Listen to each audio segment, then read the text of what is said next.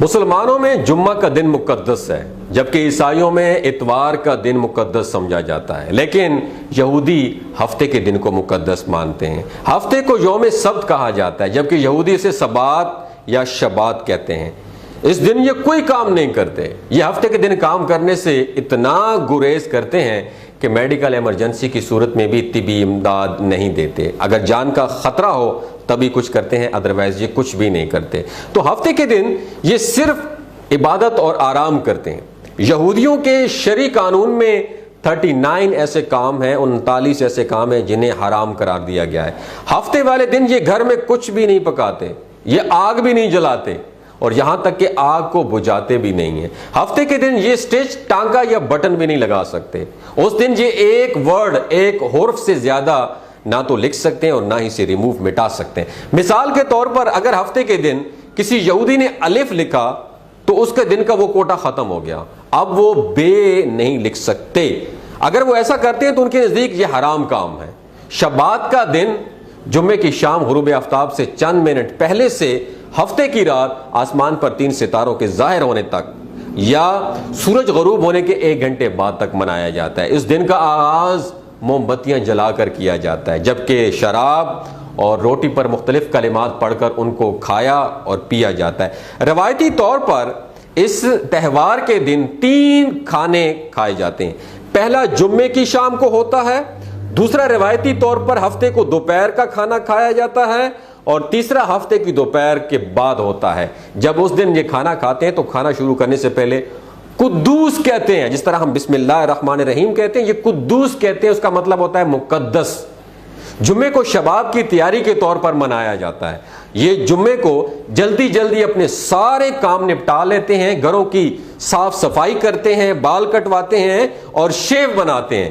شباب کے دن یہ خصوصی لباس زیر تن کرتے ہیں۔ اس دن کوئی بھی نامناسب گفتگو نہیں کرتے، فضول نہیں بولتے اور زیادہ وقت خاموشی کے ساتھ گزار دیتے ہیں۔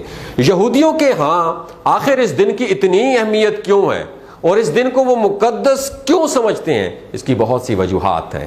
ایک تو اس کی وجہ یہ بھی قرار دی جاتی ہے کہ خدا نے 6 دن میں زمین اور آسمان بنائے، جبکہ 7واں دن شبات تھا۔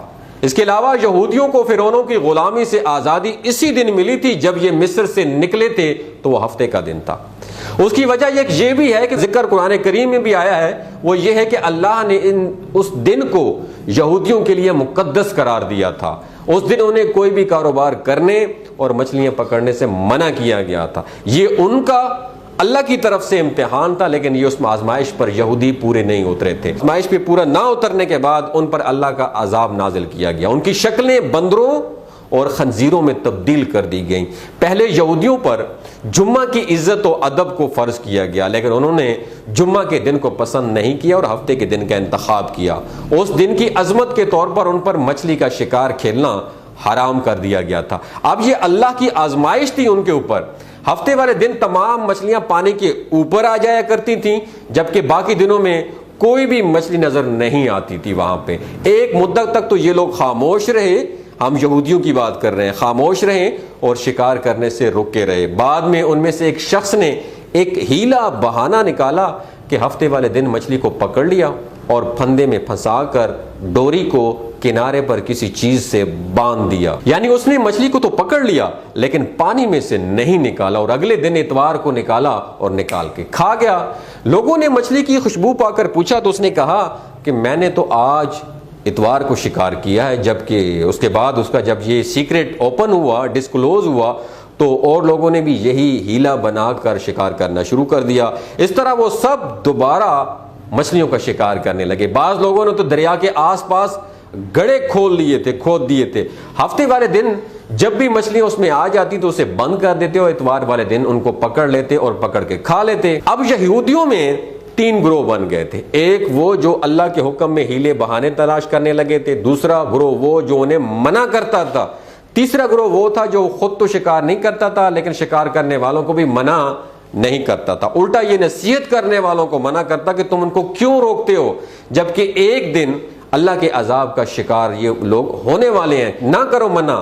طویل عرصے تک یہ معاملہ چلتا رہا، آخرکار نیک جماعت نے نافرمان جماعت کا بائیکاٹ کر دیا اور اپنے اور ان کے درمیان ایک دیوار تعمیر کر لی۔ ایک مدت اسی طرح گزر گئی۔ ایک دن صبح یہودیوں کی جو نیک جماعت جاگی تو انہوں نے دیکھا کہ نافرمان لوگوں نے نہ تو دروازے کھولے تھے اور نہ ہی ان کی آوازیں آ رہی تھیں۔ جب کافی دیر گزر گئی تو انہوں نے دیوار کے اوپر سے جھانکا، دیکھا تو بڑا ایک عجیب منظر تھا۔ نافرمانی کرنے والے تمام لوگ، عورتیں اور بچے بندر بن چکے تھے، ان کی دمیں نکلی ہوئی تھی، لیکن یہ سب پہچانے جاتے تھے۔ ان کے ساتھ ساتھ اس گروہ پر بھی عذاب اللہ کا نازل ہوا جو ان کو روکتے نہیں تھے، لیکن بعض روایات میں آتا ہے کہ یہ دوسرا گروہ عذاب الہی سے بچ گیا تھا۔ اکثر لوگ یہ سوال کرتے ہوئے نظر آتے ہیں کہ آج کل جو بندر پائے جاتے ہیں یہ بنی اسرائیل کی انہی لوگوں کی نسل ہے جن پر عذاب آیا تھا، لیکن یہ بات ٹھیک نہیں ہے۔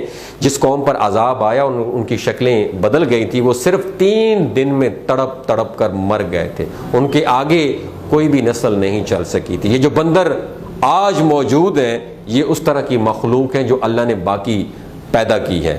اللہ نے جس قوم پر بھی عذاب نازل کیا وہ قوم 3 دن سے زیادہ زندہ نہ رہی۔ اسی عذاب کی وجہ سے یہودی اسی دن کوئی کام نہیں کرتے، یعنی ہفتے کے دن۔ بہت سے لوگ موٹر گاڑیوں کا استعمال بھی نہیں کرتے اور پیدل سفر کرتے ہیں، ہر طرح کے کاموں سے خود کو محفوظ رکھتے ہیں۔